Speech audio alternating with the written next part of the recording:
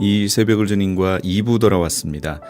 이 시간에는 나성열린문교회 박헌성 목사님께서 시편 100편 1절에서 5절까지의 말씀을 본문으로 감사하는 사람이란 제목의 하나님의 말씀 전해주시겠습니다.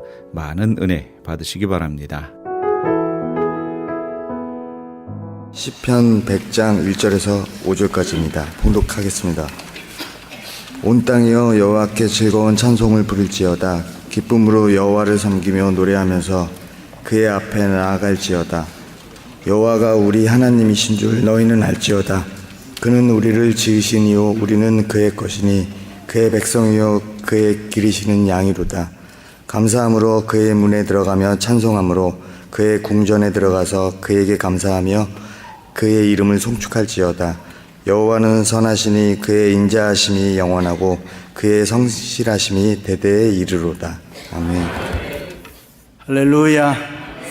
사람은 누구든지 잘 살기를 원합니다. 행복하기를 원하고 좋은 것을 보면서 기쁘고 즐겁게 인생을 살기를 원합니다. 성공과 행복 싫어하는 사람 아무도 없습니다. 모두가 다 건강하고 풍요롭게 잘 살기를 원합니다. 그래서 열심히 일해서 돈 버는 것이고, 그래서 열심히 공부하게 되는 것입니다. 지금보다 더 잘 사는 길이 있다면 물불 가리지 아니하고 특별히 이민 오신 우리들은 열심히 살아갑니다. 여러분, 나이가라 폭포 얘기 들었지요? 나이가라 폭포 위를 걸어가면은 돈을 많이 준다 그래요. 그래서 거기를 위를 줄을 타고 건너는 사람들이 있다고 합니다. 죽음을 각오하고라도 돈 많이 번다 그러면은 목숨을 거는 사람들이 너무 많다 그 말입니다. 그런데 죽는 사람도 너무 많은 것입니다. 온몸에 솜을 두르고 두꺼운 옷을 입어도 떨어지면 충격이 너무 크기 때문에 그냥 죽는다는 것입니다. 사람이 돈 버는 일이라면 나이가라 폭포에도 떨어지겠다는 사람이 얼마나 대단합니까? 그렇습니다. 이 세상에 사는 사람 누구나 다 돈 많이 벌어서 행복하기를 원합니다. 그래서 어떻게 보면 정치가 있고 경제가 있고 교육이 있고 문화가 있고 그리고 종교가 있습니다. 종교 없는 나라에는 아무 나라도 없습니다. 다 종교가 있습니다. 우리가 왜 하나님을 믿습니까? 또 우리가 하나님을 믿으면은 도대체 어떻게 되는 것입니까? 하나님을 믿으면 구원을 얻습니다. 영생을 누리게 되는 것입니다. 하나님이 이 세상을 이처럼 사랑하사 독생자를 주셨으니 이는 저를 믿는 자마다 멸망치 않고 영생을 얻게 하려 하심이라. 믿으시면 아멘. 그렇습니다. 하나님 믿으면 은혜와 복을 받습니다.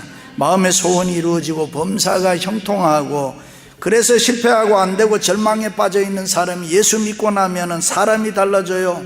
생각과 삶의 힘이 생겨나는 것이고 용기가 생기는 것이고, 방황하던 사람, 제멋대로 살던 사람이 하나님의 품에 안기고 하나님을 의지하면은 꿈과 용기가 생기는 줄로 믿습니다.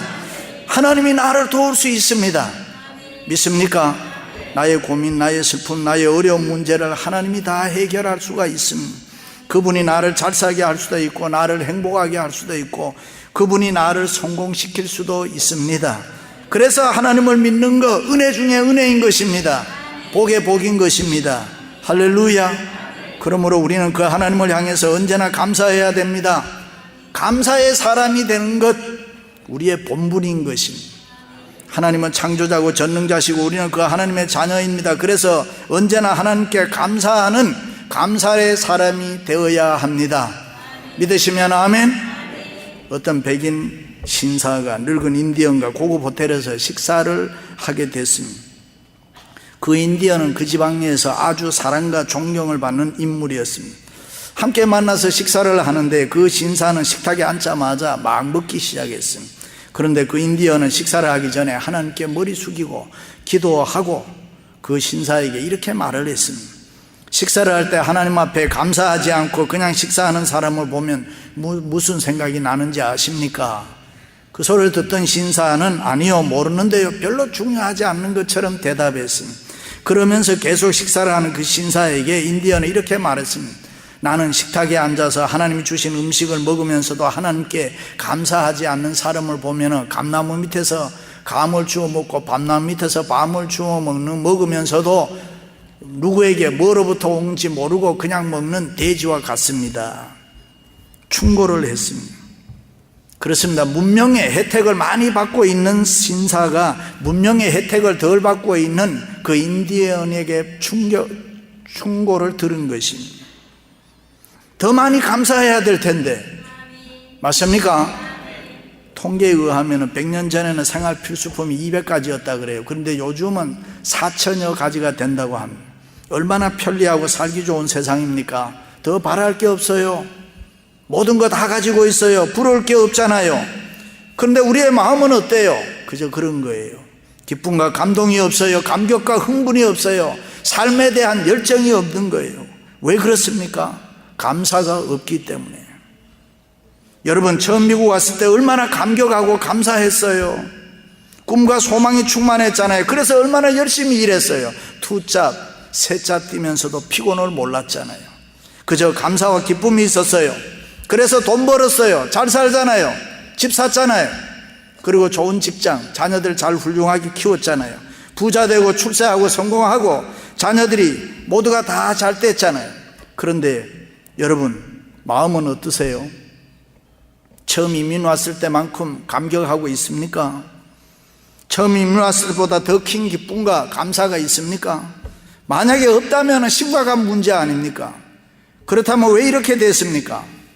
왜 내가 더 잘 살면서도 더 평안해지면서도 왜 하나님 앞에 감사하지 않느냐? 하나님 앞에 감사가 없기 때문에 그렇습니다. 그렇습니다. 감사를 찾아서 하나님 앞에 감사의 사람 되시기를 축원합니다. 범사에 감사하세요. 깨닫고 감사하세요. 믿음으로 감사하세요. 여러분 생활 속에 감사를 많이 찾으시기를 바랍니다. 잘된 일 감사하시기 바랍니다. 잘못된 일 있어서도 감사하세요. 그것이 믿음의 감사입니다. 왜 감사해야 합니까? 감사하는 사람이 되면 안 되는 일이 없단 말이죠. 저절로 다 잘 됩니다. 감사하는 사람이 되면 불가능한 일이 또 없어요. 다 가능한 거예요. 왜냐하면 하나님께서 감사하는 사람에게 기적으로 도와주시기 때문입니다. 이미 받은 축복을 찾아서 감사할 때에 더 큰 은혜로 우리에게 역사되어질 줄로 믿습니다. 할렐루야. 감사해야 하나님이 도와주시는 거예요. 왜 원망하고 왜 불평합니까? 왜 염려하며 근심하며 걱정합니까?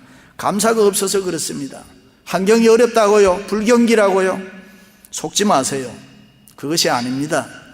우리들의 마음속에 감사가 없는 게 더 큰 문제인 것입니다. 애굽에 흉년이 안 들었으면 요셉이 총리가 될 수 있었을까요?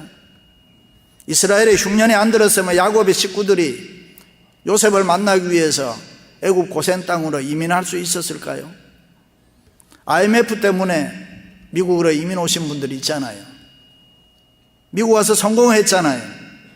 성도는 이 위기를 축복의 기회로 만들어야 될 줄로 믿습니다. 할렐루야. 몇 년 전에 가테말라에 갔을 때에 들은 이야기입니다. 높은 산 위에 올라가면은 좋은 온천이 있습니다. 바위 속에서 물이 폭폭 솟아나요.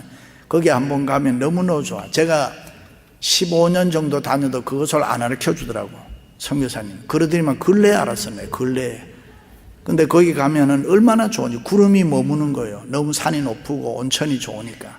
그런데 너무 좋다고 하니까 그곳에 있는 사람들은 어떻게 하느냐? 왜 하나님이 이렇게 좋은 온천을 만드셨으면은 그 옆에 비누도 좀 나오게 안 만들었냐? 그래서 온천에서 그냥 비누도 같이 닦고 이러면 얼마든지 더 좋을 텐데. 여러분, 사람의 욕심은 끝도 끝도 없는 거예요. 불평하면은 감사가 싹 없어져 버려요. 감사가 없어지면은 받은 은혜 다 쏟아버려요. 감사가 없어지면은 받은 축복 다 빼앗겨 버려요. 그러나 감사의 사람이 되면 잃었던 것도 찾게 되는 것이고, 감사의 사람이 되면 안 되는 것도 되게 되는 것입니다. 할렐루야. 믿으시기를 바랍니다. 그렇습니다. 하나님의 자녀는 감사의 사람이 되어야 합니다. 성공과 실패, 부여와 가난, 행복과 불행, 잘되고 못되고 모든 인생의 판가름이 어디서 나느냐? 내가 감사하느냐 안 하느냐, 거기에 나는 것입니다. 범사에 감사하라. 이것이 그리스도 예수 안에서 너희를 향하신 하나님의 뜻이니라. 믿으시면 아멘. 그래서 하나님께서는 실패해도 가난해도 불행해도 병들어도 뭐라 그래요? 감사해라. 그래야 인생이 역전되기 때문에 그렇습니다. 가난해도 감사하는 사람을 성경은 뭐라고 해요? 부자라 그렇게 이야기합니다. 부자지만 감사가 없으면 성경은 가난한 사람이라. 왜 그렇지요? 감사로 인생이 얼마든지 역전될 수 있으니까. 믿으시면 아멘. 감사하는 사람은 제2, 제3의 축복을 마음껏 받을 수가 있습니다. 그렇습니다. 우리가 삶을 살면서 어떻게 생각하느냐, 어떻게 보느냐 하는 것은 대단히 중요합니다. 똑같은 사건을 생각하고 바라보는데 어떻게 생각하고 바라보느냐에 따라서 그 결과는 엄청나게 달라지는 것입니다. 긍정적으로 좋게 보면 감사의 사람이 되지만은 부정적으로 삐딱하게 보면 불평하는 사람이 되어버립니다. 그러므로 감사는 마음먹기에 달려있어요. 생활 속에 감사는 내 마음먹기에 달려있다. 인생의 행복은 어디에 있느냐? 내 마음에 달려있다. 내 신앙에 달려있는 것입니다. 누가 뭐라고, 뭐가 잘 될 때, 평안할 때, 돈 벌 때, 건강할 때, 행복할 때 감사할 수 있잖아요. 이때도 감사 안 하면, 감사를 안 하면 사람도 아니에요. 맞나요? 그렇습니다. 교통과 환난과 이 어려움이 있을 때 감사 찾는다는 것이 쉽지 않습니다. 그럼에도 불구하고 감사를 할 수 있다면 얼마나 귀한 일입니다. 그런데 평안하고 잘 살 때 감사하지 않는다면 되겠어요? 하나님 앞에 늘 감사하시기를 바랍니다. 감사의 사람이 되면 거기에 은혜와 축복이 있습니다. 거기에 기적의 역사가 일어날 줄로 믿습니다. 그래서 여러분 하나님 앞에 감사의 사람 되시기를 축원합니다. 늙은 아저씨들이 왜 젊은 아가씨를 좋아하느냐? 감사의 표현 때문인 거예요. 우리 장로님들이 왜 우리 주일학교 교사들, 젊은 교사들 밥 사주면은 너무너무 좋아하는 거예요. 장로님 이거 처음 먹어봐요. 이렇게 맛있는 거 있는 줄 몰랐어요. 그러면 사주면서도 기분이 너무 좋은 거예요. 남자는 무슨 성취감을 얻는 거예요. 또 사주면 또 먹어라, 맛있게 먹어라. 이래. 왜 그래요? 감사의 표현 때문에 그런 거예요. 데리고 사는 사람 밥 사주니 감사하다 급디가 장로님들. 자기 표현이 이렇게 중요한 거예요. 감사의 표현이 이렇게 중요한 거예요. 감사하는 사람은 내가 변합니다. 감사하는 사람은 환경이 변합니다. 감사하는 사람은 모든 것을 역전시킬 수 있습니다. 감사하는 사람은 성령의 역사가 충만한 것입니다. 믿으시면 아멘. 어떤 집사님이 결혼해서 5살 먹은 3살 먹은 아이를 두고 행복하게 살면서 교회 열심히 봉사했어요. 그러던 어느 날 남편이 실직했어요. 돈을 못 벌어오니까 자연히 가정에서 티각태각 갈등이 일어나고 싸움이 일어났습니다. 내 식구 사는 것이 너무 힘들었어요. 그럴 때 이 부인 집사님에게 방정맞은 생각이 드는 거예요. 내가 이 남편하고 계속 살아야 되나? 내가 이 남편하고 살면서 이 자녀들을 교육시킬 수 있을까? 내 인생을 이렇게 보내도 되는가? 뭐 이런 생각이 들면서 그 순간 소망 없다 그런 생각이 들었습니다. 차라리 헤어지는 것이 낫겠다. 그런 생각을 하는 순간에 마음도 아프고 몸도 아파서 드러누웠습니다. 남편은 물론이고 아이들 밥도 안 해주고 신경질만 부리면서 드러누워 있는데 잠시 잠이 들었어요. 인기척이 나서 가만히 눈을 떠보니까 자기 아이 2아이가 들어와가지고 물수건을 해서 엄마 머리에다가 얹어놓고 큰아이 오빠가 기도를 하는데, 하나님 우리 엄마 아빠가 싸우고 이렇게 아파 누워 있습니다. 밥도 못 먹고 엄마가 아프면 안 돼요. 하나님 고쳐주세요. 예수님 이름으로 기도합니다. 그리고 일어나 밖으로 나가는데 그 아이를 보는 순간에 뒷모습을 보고 눈물이 핑 들어 벌떡 일어나서 아이들을 부둥켜 안고 엉엉 울었다는 거예요.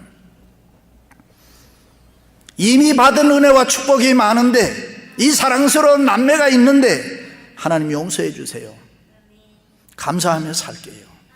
남편이 직장에서 돈 많이 못 벌어와도 살겠습니다. 믿음으로 감사하면서 살겠습니다. 그리고 돈 많이 벌어서 행복하게 살았다는 이야기 있습니다. 감사하는 사람 환경 초월해요. 감사하는 사람은 하나님의 응답이 있어요. 감사하는 사람은 하나님이 도와주십니다. 믿습니까? 그렇습니다. 아버지가 감사하는 사람이 되면 아들이 변해요. 남편이 감사하는 사람이 되면 아내가 변해요. 아내가 감사하는 사람이 되면 남편이 변해요. 그래서 감사하는 사람을 땅에 비유하면 옥토와 같다. 옥토란 게 뭐예요? 모든 곡식이 잘 된다 이 말이지. 사랑도 믿음도 성령도 강하게 역사해서 열매를 많이 맺는다. 믿으시면 아멘. 다윗 왕이 왜 그렇게 잘 됐느냐? 어떻게 최고의 사랑과 존경을 받는 왕이 될 수가 있느냐? 지금도 이스라엘의 국기는 다윗 왕을 상징하는 별이 찍혀 있잖아요. 성경은 딱 하나 이야기해. 하나님 앞에 감사가 너무 커서 기쁨을 이기지 못했다. 여호와께서 내게 주신 모든 은혜를 내가 무엇으로 보답할까? 내 영혼아 여호와를 송축하며 그 모든 은택을 잊지 말지어다. 여호와여 위대하심과 권능과 영광과 위엄과 승리가 다 주께 속하여 싸우니 천지에 있는 것이 다 주의 것이로소이다. 부와 기가 주께로 말미암고 또 주는 만물의 주제가 되사 손에 권세와 능력이 있사오니 모든 사람을 크게 하심과 강하게 하심이 주의 손에 있나이다. 우리 하나님이여 이제 우리가 주께 감사하며 주의 영화로운 이름을 찬양하리이다.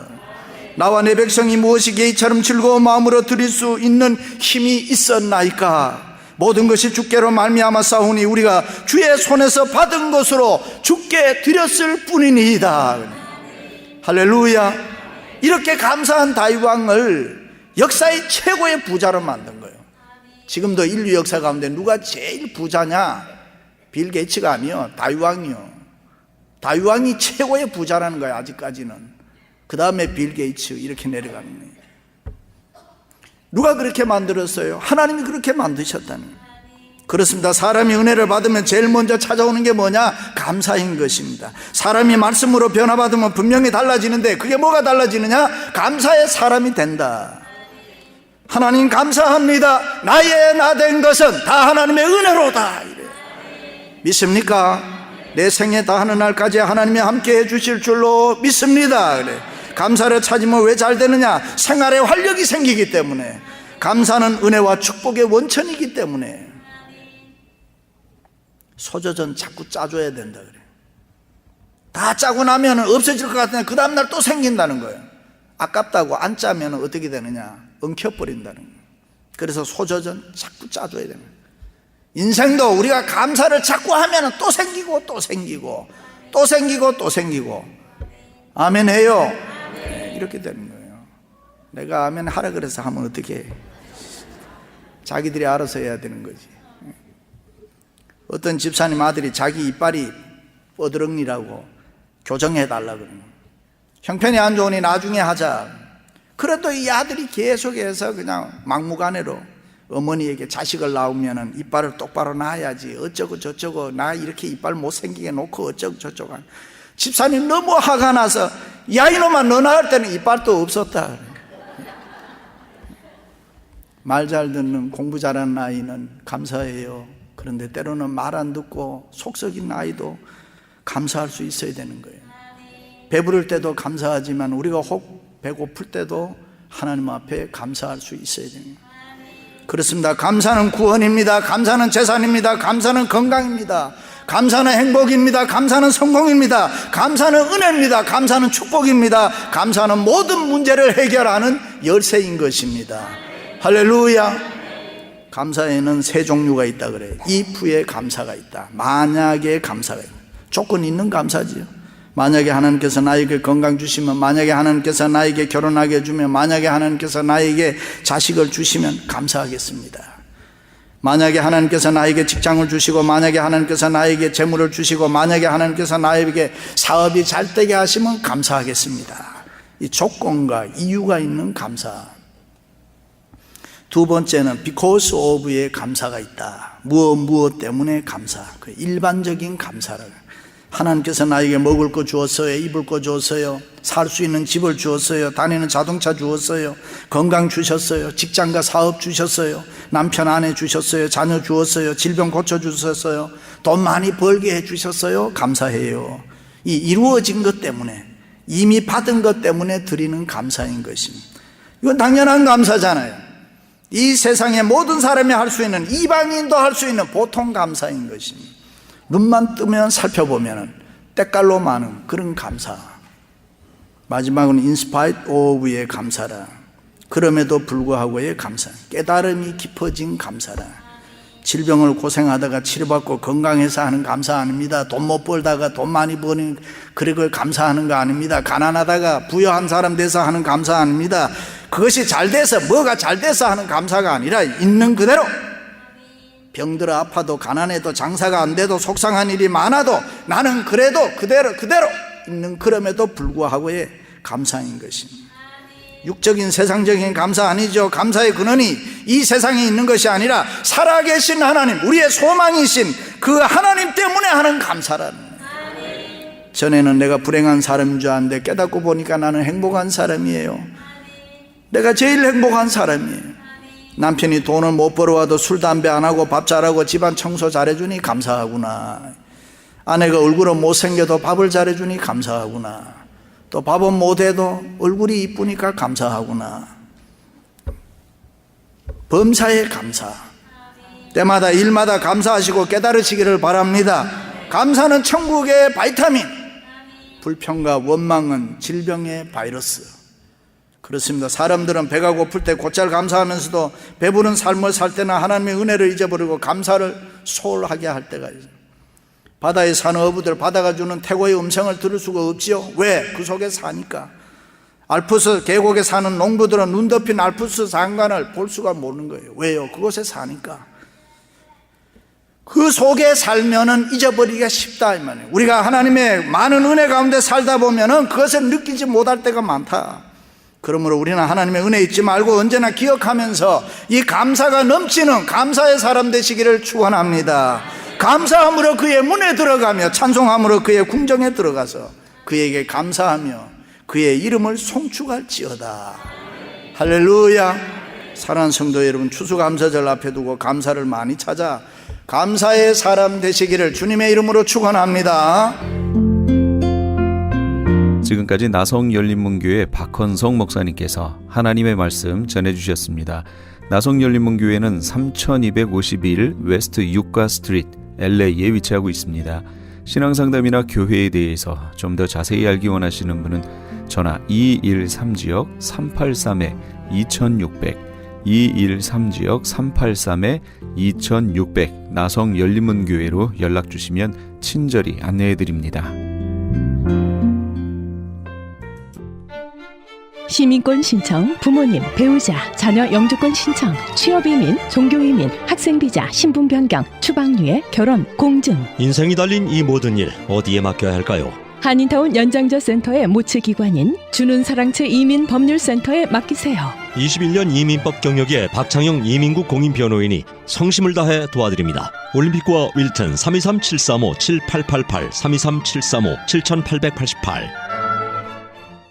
안녕하세요. 폴선입니다. 건강보험회사들의 플랜이 해마다 바뀌는 것 아시죠? 10월 15일부터 12월 7일까지 새로운 보험에 가입하거나 변경하여 본인에게 적합한 플랜을 찾아야 합니다. 메디케어만 갖고 계신 분, 어드밴테이지 플랜을 갖고 계신 분은 무료 상담 받으세요. 수호천사보험 시니어 전문 보험 라이센스 에이전트 폴선 213-503-6897 213-503-6897. 상담은 주 7일 오전 8시부터 오후 8시까지 TTY 1800-735-2929.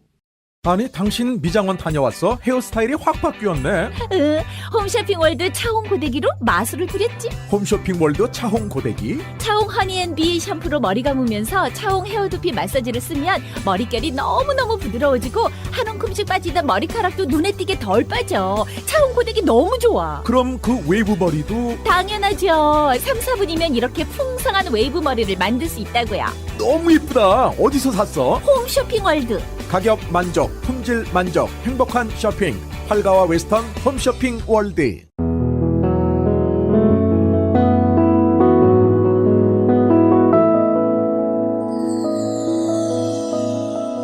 지금 여러분께서는 AM 1650과 인터넷을 통해 미 전역과 전 세계로 방송되는 크리스천 헤럴드의 이 새벽을 주님과 2부 함께하고 계십니다. 방송 시간과 설교 편성표는 크리스천 헤럴드 신문 주간 편성표나 홈페이지 aktv1810.com에서 확인하실 수 있습니다. 계속해서 안디옥 장로교회 양은모 목사님께서 열왕기하 23장 1절에서 3절까지의 말씀을 본문으로 말씀 앞에 개혁하는 삶이란 제목의 하나님의 말씀 전해주시겠습니다. 많은 은혜 받으시기 바랍니다. 그 율법책에 발견한 것들을 보고 그 말씀을 듣자 요시야는 그 말씀 앞에 자기의 옷을 찢기 시작하였습니다. 왕의 권위나 자존심은 다 던져버리고 말씀 앞에 엎드려지며 나의 죄악이 생각나 주님 앞에 옷을 찢을 수밖에 없는 그 간절한 심령이 요시아에게 나타나기 시작했다라는 것입니다. 그런 즉시 서기관 사방과 왕의 시신 아사야에게 명령을 내렸습니다. 그 명령은 열왕기하 22장 13절의 내용입니다. 너희는 가서 나와 백성과 온 유다를 위하여 이 발견한 책의 말씀에 대하여 여호와께 물으라. 우리 열조가 이 책의 말씀을 듣지 아니하며 이 책에 우리를 위하여 기록된 모든 것을 준행치 아니하였으므로 여호와께서 우리에게 바라신 진노가 크도다라고 말씀하고 계십니다. 요시야는 말씀을 발견하자 두 가지를 깨닫게 되었습니다. 그 첫 번째는 하나님의 말씀을 이스라엘 온 백성들이 듣지 않았구나라는 것을 깨닫게 되었습니다. 또한 준행치 않았구나, 행하지도 않았구나라는 것을 깨닫게 됩니다. 그 결과로 인하여서 하나님의 진노가 우리에게 임하고 있구나, 하나님의 심판이 우리 가운데 임하고 있구나라는 것을 깨닫게 되었던 것입니다. 그는 옷을 찢을 수밖에 없었던 것입니다. 온 민족의 죄악을 바라보며 하나님 앞에 엎드리지 않을 수가 없었고 주님의 도우심을 간구하지 않을 수밖에 없는 그 안타까운 심정이 그에게 있었음을 우리는 이 말씀을 통하여 볼 수가 있다라는 것입니다. 여러분 잘 보십시오. 성전이 어떤 곳입니까? 날마다 하나님을 예배하는 곳인데 그 성전을 수리하다가 율법책을 발견했다. 다시 말하면 아무도 율법책 따위에는 관심을 기울이지 않았다. 다시 말하면 하나님의 말씀이 살아 역사하는 나라가 아니라 이미 하나님이 떠난 나라, 하나님 없이도 살겠다는 교만함이 가득했던 나라가 바로 유다의 현실이었다라는 것을 잘 보여주고 계신 것입니다. 그런데요, 하나님은 뭐라고 말씀하셨습니까? 율법책을 날마다 주야로 묵상하라라고 말씀합니다. 그 말씀을 듣고 말씀대로 행하라라고 명령하셨습니다. 그런데도 지금까지 있었던 모든 열왕들은 우상을 숭배하고 세속 문화에 빠져 하나님을 떠난 인생의 삶의 모습을 보이고 있음을 우리는 이 말씀을 통하여 볼 수가 있다라는 것입니다. 여러분, 우리가 살고 있는 이 시대가 바로 이 요시야 왕의 시대와 같지 않습니까? 하나님의 말씀이 살아 역사하는 교회들이 많아져야 하는데 교회에서 다른 복음을 전하는 이들이 얼마나 많아지게 되었습니까? 우스갯소리나 하고 하나님의 말씀은 사라진 채 정말로 무엇을 향해 달려가야 하는지 교회의 본질을 잃어버린 그 시대가 바로 우리가 살고 있는 시대의 모습이다라는 것입니다. 하나님이 모습을 보시면서 안타까워하시며 안타까운 심정을 바라보며 우리를 긍휼히 여기셔야 하는데 정말로 하나님의 징계가 오늘 이 땅 가운데 임하고 있는 것은 아닌지 되돌아보게 된다라는 것입니다. 일찍이 모세는 모든 왕들은 다 하나님의 말씀 앞에 순종해야 된다라고 말씀하였습니다. 왕이 있던 시대도 아니었지만 모세는 앞으로 모든 왕들은 하나님의 말씀 앞에 엎드려야 된다라고 분명히 선언하였습니다. 신명기 17장 18절과 19절 말씀에 보면 그가 왕위에 오르거든 레위사랑 제사장 앞에 보관한 이 율법책을 등사하여 평생에 자기 옆에 두고 읽어서 그 하나님 여호와 경외하기를 배우며 이 율법의 모든 말과 이 규례를 지켜 행할 것이라 라고 말씀하셨습니다. 무슨 말씀입니까? 하나님의 율법책을 등사하여서 다 기록하여서 다 복사하여서 날마다 자기 옆에 두고 그 하나님 경외하는 것을 배워야 하고 이 말씀대로 행하며 이 말씀대로 살아가야 된다라고 명령하였다라는 것입니다. 여러분, 우리는 얼마나 이 말씀을 늘 붙들며 살고 있습니까? 우리 집에 가도 얼마나 많은 성경책이 있습니까?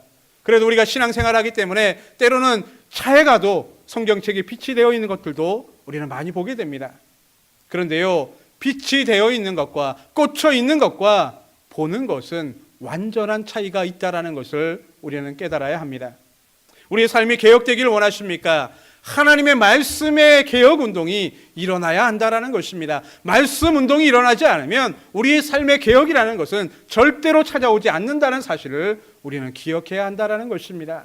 말씀을 보아야 합니다. 그 말씀으로 은혜 받아야 합니다. 그 말씀대로 살기 위한 몸부림이 우리 가운데 있어야지만 하나님이 기뻐하시는 삶의 열매를 맺을 수 있음을 오늘 성경은 우리에게 분명히 말씀하고 계신 것입니다.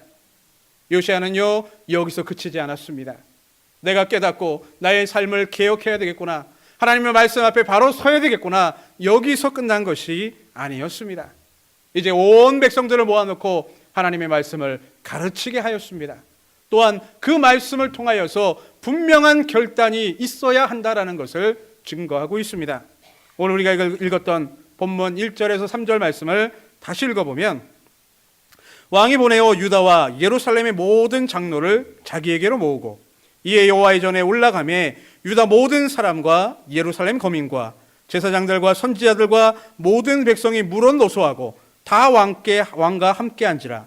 왕이 여호와의 전 안에서 발견한 언약책의 모든 말씀을 읽어 무리의 귀에 들리고 왕이 대위에 서서 여호와 앞에서 언약을 세우되 마음을 다하고 성품을 다하여 여호와를 순종하고 그 계명과 법도와 율례를 지켜 이 책에 기록된 이 언약의 말씀을 이루게 하리라 하매 백성이 다 그 언약을 쫓기로 하니라 라고 말씀하고 계십니다.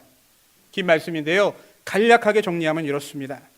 모든 백성들을 다 모으라라고 요시야 왕이 선포합니다. 그 백성들이 다 모였을 때에 하나님의 율법책을 들고 요시야는 나는 마음을 다하여 성품을 다하여 모든 것을 다하여 주님의 말씀에 순종하기를 다짐한다 라고 선언을 합니다. 그리고 온 백성들에게 묻고 있습니다. 너희는 어떻게 할 것인가?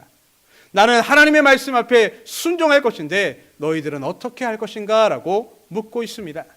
그때 온 백성이 다 그 언약을 쫓기로 하니라 라고 성경은 말씀하고 있습니다.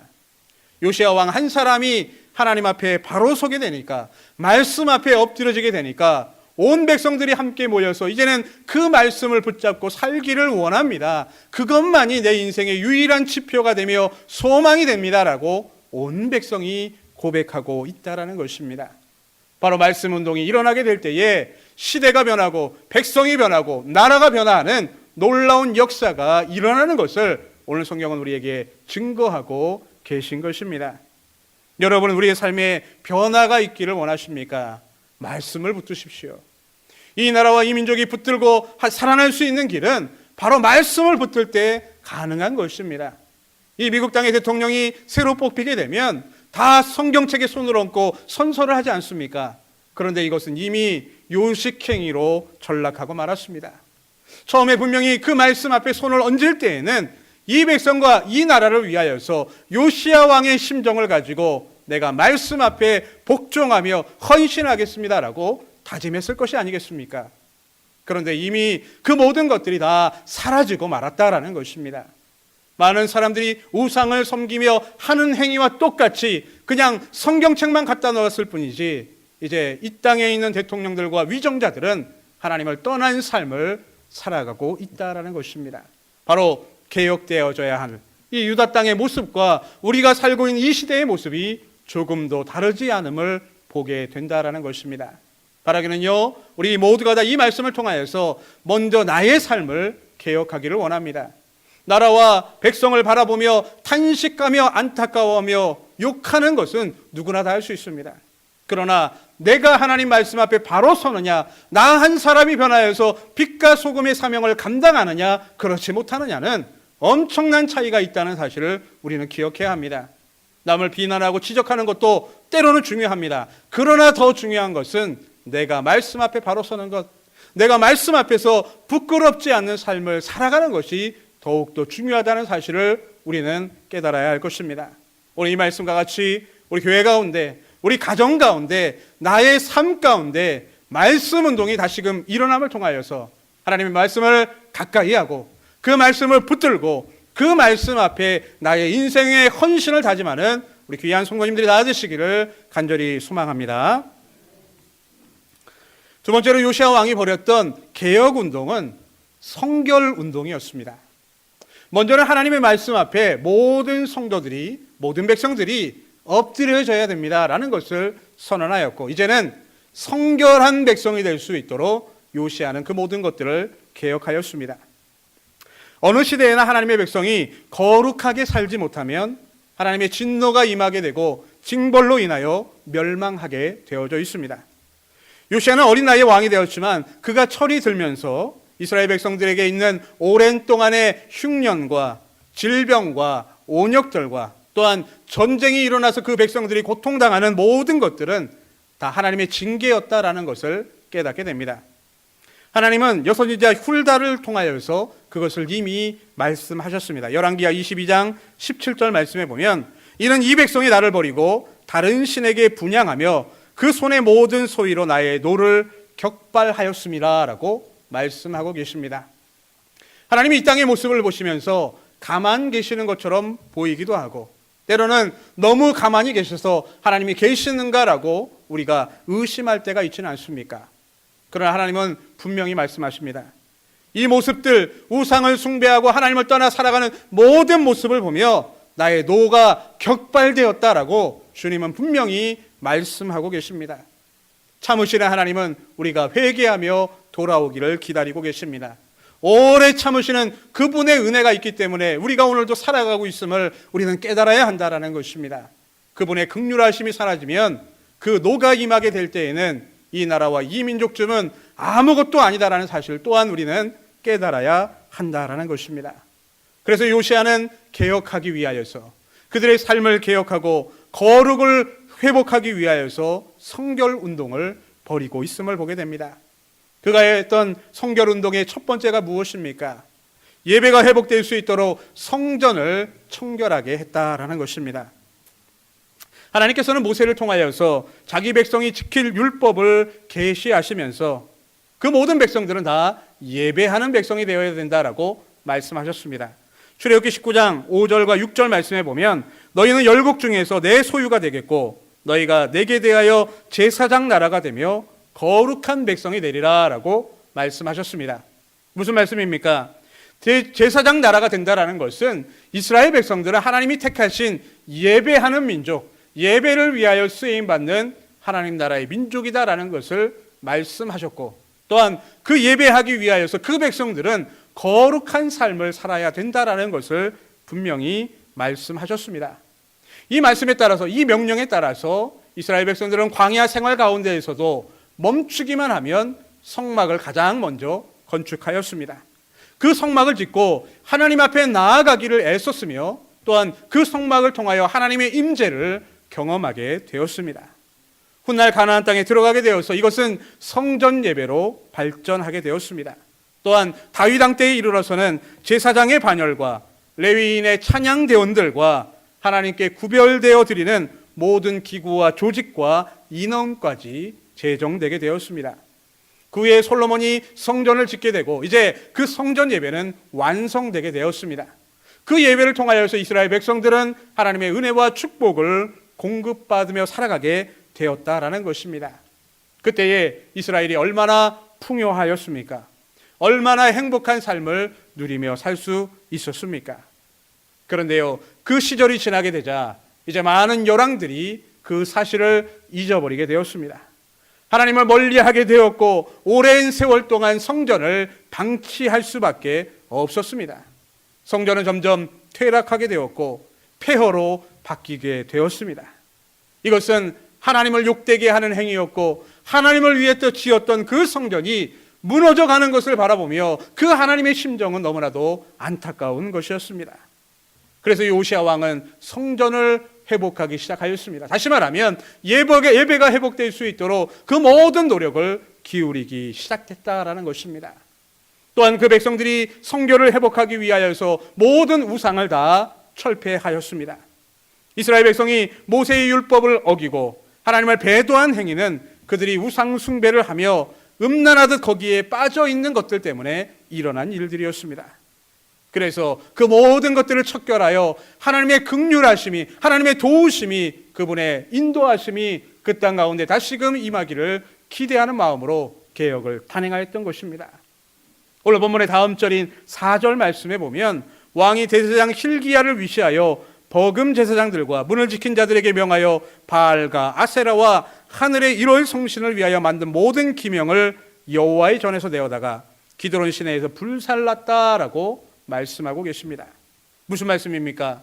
여호와의 전에, 하나님의 성전에 예배하기 위한 그 장소에 바알과 아세라들과 1월 성신을 위하여 그 예배하기 위한 모든 물건들을 비치하고 있었다라는 것입니다. 하나님을 예배하는 장소가 우상으로 더럽혀져 있었으며 그곳이 이제는 예배하는 장소가 아니라 우상을 숭배하는 장소로 바뀌고 있었다라는 것입니다.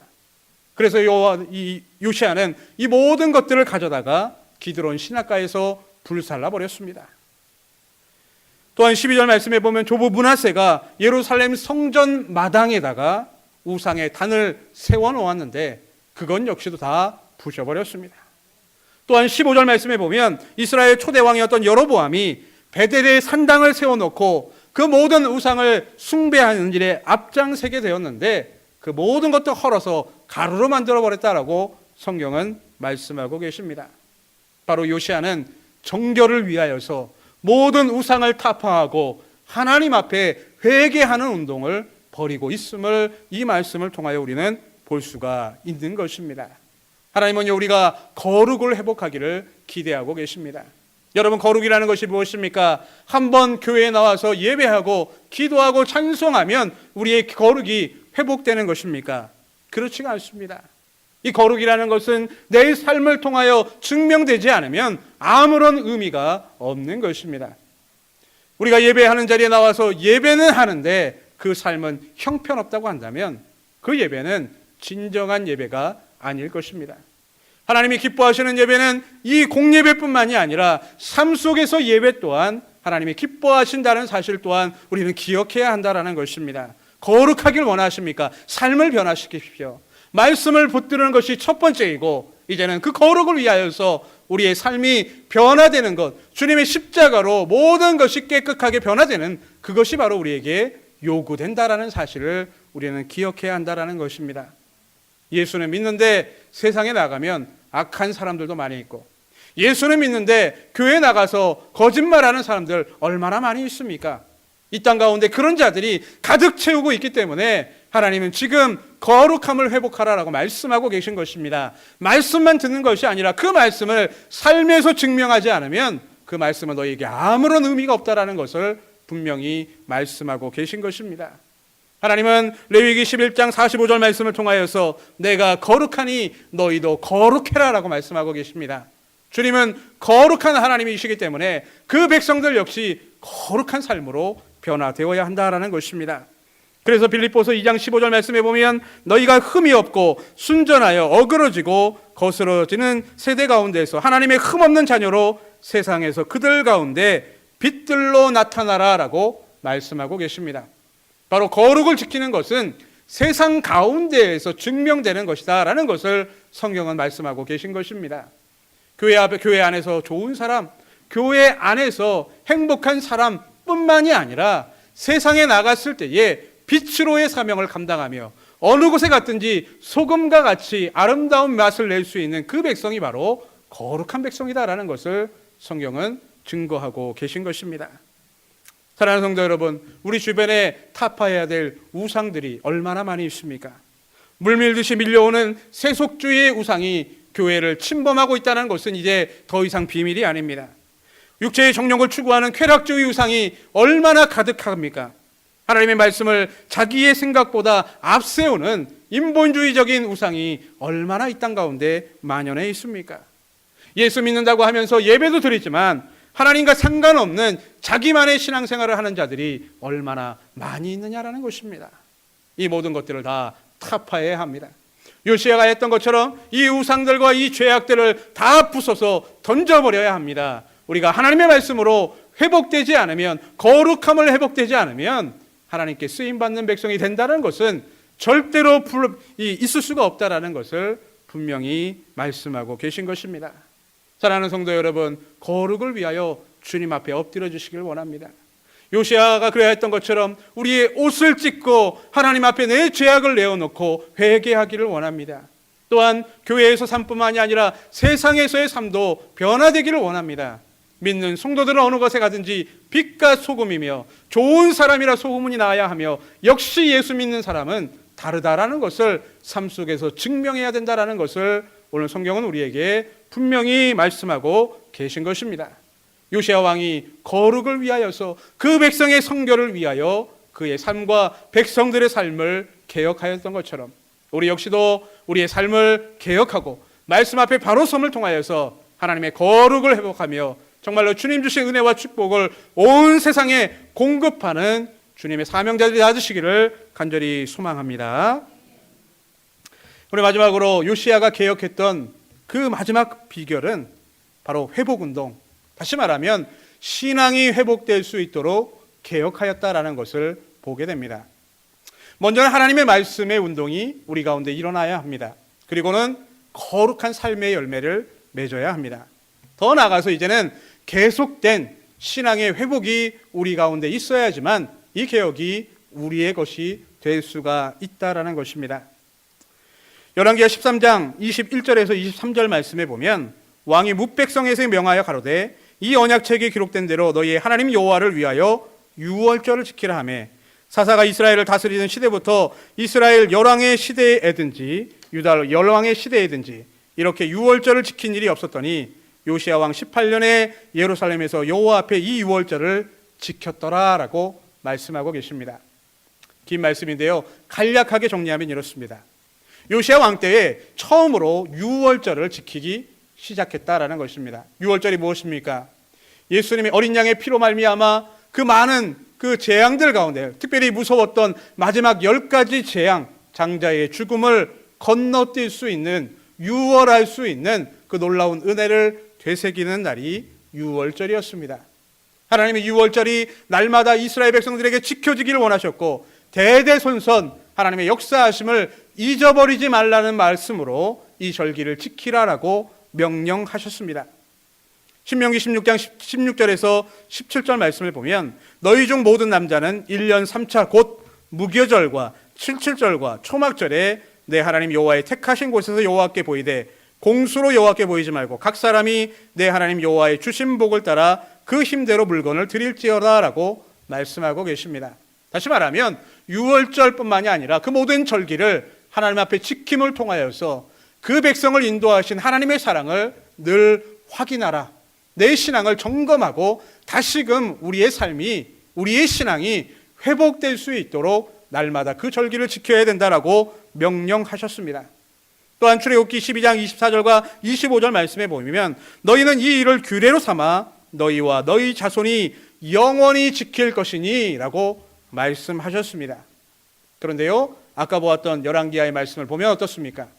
지금까지 있었던 많은 왕들, 그 모든 왕들 중에 여호와의 절기를 구별하여 지킨 자가 없었다라고 말씀합니다. 요시야 때가 되었을 때에 비로소 유월절을 다시금 지켰다라고 성경은 말씀하고 계십니다. 이 이전에 유월절을 지켰던 때가 언제입니까? 여호수아가 이스라엘 백성들을 이끌고 요단강을 건너 가나안 땅에 처음 발을 들였을 그 순간 길갈에다가 하나님의 제단을 쌓고 유월절을 처음으로 지켰습니다. 그때 하나님의 영광이 그 가운데 가득 임하였고 온 백성들에게 가나안 땅을 정복할 수 있는 놀라운 힘과 능력을 하나님이 공급하여 주셨습니다. 그런데 그 많은 세월이 지났고 가나안 땅을 정복하였고 온 백성들을 하나님의 구원의 자녀로 세워주셨지만 그 어떤 사람도 유월절을 지킨 사람도 없었고 기억하는 사람도 없었다라는 것입니다. 하나님 없이도 신앙생활할 수 있다는 신앙의 무너짐이 그 백성들 가운데 만연하게 되었다라는 것입니다. 그런데 이 유월절이 왜 중요한 것입니까?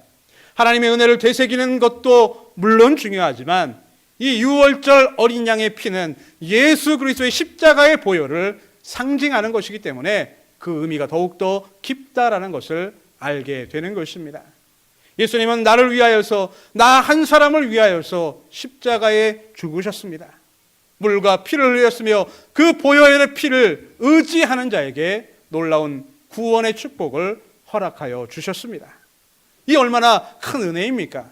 그런데 그 은혜를 저버리고 살아가는 유다 백성들, 그 보혈의 의미를 깨닫지 못하고 유월절 어린 양의 의미를 깨닫지 못하는 많은 백성들 가운데 하나님이 요시야를 세우셔서 다시금 그 백성들이 신앙이 회복될 수 있도록 인도하셨다라는 것을 이 말씀을 통하여 우리는 볼 수가 있는 것입니다. 하나님께서는 이러한 회복을 우리에게도 요구하고 계십니다. 우리의 신앙이 왜 이렇게 나태해졌고 우리의 신앙이 왜 점점 무너져가고 있고 이 땅에 있는 많은 교회들이 왜 빛과 소금의 사명을 감당하지 못하고 있습니까? 교회가 교회됨의 의미, 참 신앙이 무엇인가에 대해서 예수 그리스도의 십자가의 공로의 의미를 상실했기 때문에 그러하다라는 것입니다. 교회가 말씀을 져버리게 되었고 시대에 따라서 말씀을 바꾸어 해석해야 되며 분명히 성경의 죄라고 기록되어져 있는 그 죄악들도 시대에 따라 달라져야 한다는 것이 이 시대의 교회들의 메시지이지 않습니까? 어찌 이런 백성들이 하나님 앞에 은혜와 축복을 받으며 살아갈 수가 있겠느냐라는 것입니다. 바로 요시야는 이 사실을 깨달았고 6월절을 통하여서 다시금 온 백성들이 하나님 중심의 신앙으로 되돌아가기 위하여 그 모든 것들을 개혁하였다라는 것입니다. 하나님께서는 이 시대에 예배가 회복되기를 기대하고 계십니다. 우리 모든 성도님들의 삶이 회복되기를 기대하고 계십니다. 하나님이 기뻐하시는 나라와 민족으로 회복되기를 기대하고 계십니다. 어쩌면 우리가 당하고 있는 모든 고난들과 암울한 현실들은 하나님의 회복을 위한 전조일지도 모르겠습니다. 많은 사람들이 이 사건들을 보면서 깨닫기를 원하시고 기도하시기를 원하시고 나 한 사람이 다시금 하나님 앞에 바로 섬을 통하여서 민족을 변화시킬 수 있다는 믿음을 가지고 나오기를 기대하시는 주님의 배려가 담겨 있는 줄도 모르겠습니다. 하나님은 역사를 주관하시는 분이십니다. 이 세상을 만드신 분도 하나님이시고 다스리시는 분도 오직 하나님밖에 없습니다. 우리는 그 사실을 기억하며 다시금 우리의 신앙을 회복하는 일에 앞장서야 할 것입니다. 바라기는요, 우리 모두가 다 예배를 회복하고 우리의 삶을 회복하고 우리의 믿음을 회복함을 통하여서 온 세상을 하나님의 말씀 앞에 귀하게 쓰임받는 그 나라와 민족으로 바꿔가는 일에 놀랍게 사용되는 우리 모든 성도님들이 되시기를 간절히 소망합니다. 요시야 왕의 개혁은 이 시대 그리스도 교회와 성도들을 위한 표본의 말씀입니다. 잃어버렸던 율법을 되찾고 그 말씀의 조명을 받으며 우상 숭배의 어두운 죄악들을 과감하게 그는 정리하였습니다. 모든 백성을 모아놓고 오랫동안 잊혀졌던 역사를 되새기며 하나님의 은혜에 대한 감사와 보답으로 회복운동을 벌였습니다. 하나님은 오늘 우리에게 이것을 기대하고 계십니다. 말씀 앞에 바로 선 성도들, 거룩함을 회복하는 성도들, 신앙을 회복하여 다시금 예배하는 자로 바로 서기를 원하는 성도들, 하나님 오늘도 이 사람을 찾고 계십니다.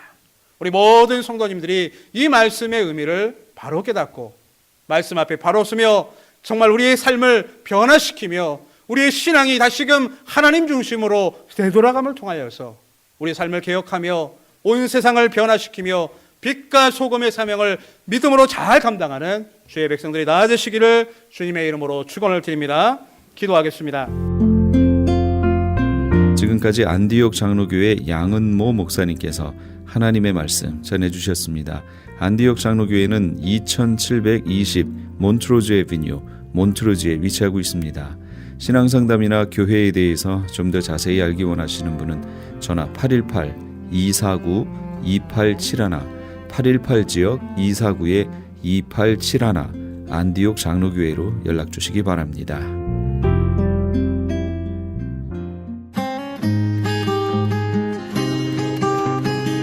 교계 게시판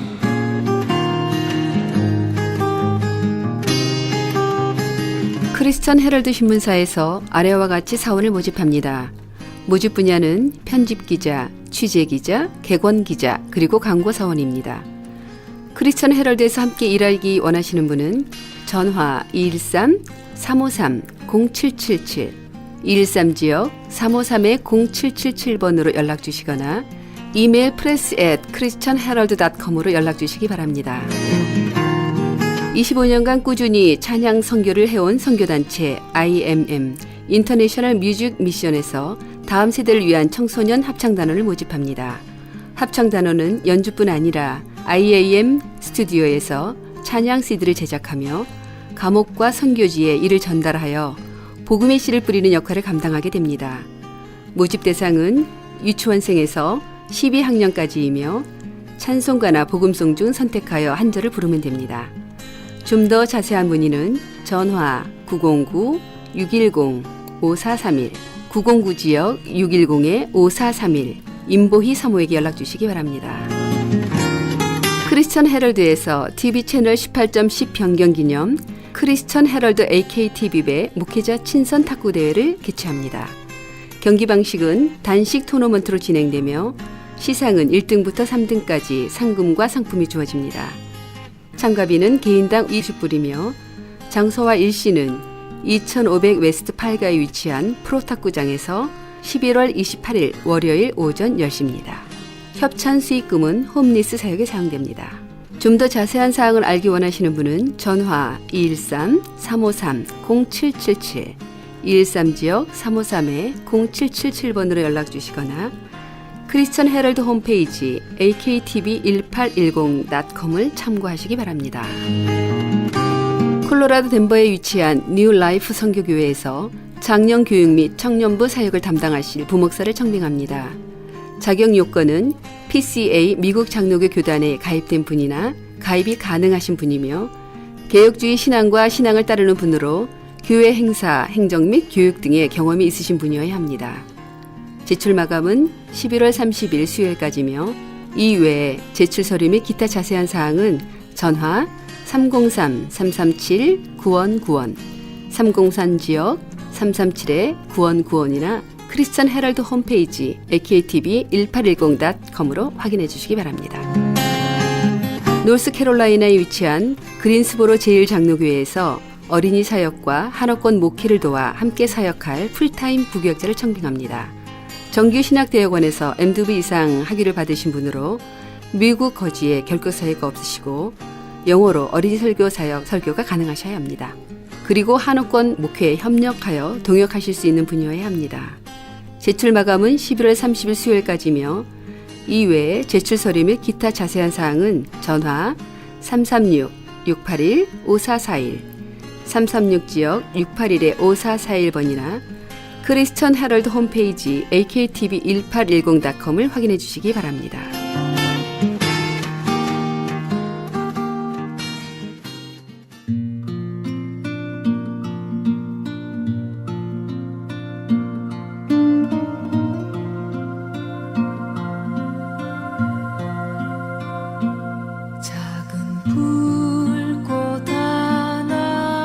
그 주인이 이르되 잘하였도다 착하고 충성된 종아 네가 작은 일에 충성하였음에 내가 많은 것으로 네게 맡기리니 네 주인의 즐거움에 참여할지어다.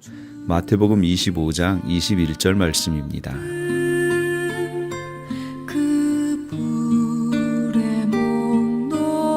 충성이란 자신을 돌아보지 않고 자신의 주인이 된 이에게 목숨까지 내어놓는 것을 말합니다. 마치 나폴레옹의 부하들이 그들의 주인인 나폴레옹의 명령에 절벽에서 그냥 떨어졌던 것과 같은 것이지요. 그러나 이런 충성도 누구를 주인으로 섬기느냐에 따라서 참된 상급이 있을 수 있고 영원한 후회를 가져올 수 있습니다. 하나님께서 만드신 모든 피조물에게 충성하는 자들은 영원한 후회에 이르게 될 것이고 이 모든 것을 창조하신 하나님께 충성하는 자는 최고의 보상을 받게 될 겁니다.